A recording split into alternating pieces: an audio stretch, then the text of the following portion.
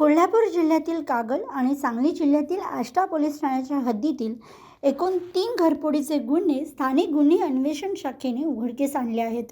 या कारवाईत पोलिसांनी 192.94 ग्रॅम सोन्याचे दागिने, रोख रक्कम, गुन्ह्यात वापरलेली हत्यारे व वाहन असा एकूण 32,44,519 रुपयांचा मुद्देमाल हस्तगत केला आहे.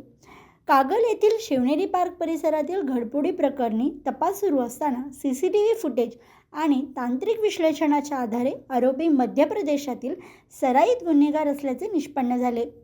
त्यानंतर LCBच्या पथकाने सोलापूर जिल्ह्यातील वाडेगाव परिसरात सापळा रचून पवन उर्फ आर्या रामदास मदोरिया राहणार इंदोर आणि रोहित कुमार घनश्याम पाल राहणार उज्जैन या दोघांना ताब्यात घेतले. आरोपींकडून कागल पोलीस ठाण्यातील 2 आणि आष्टा पोलीस ठाण्यातील 1 असे एकूण 3 घरफोडीचे गुन्हे उघडकीस आले.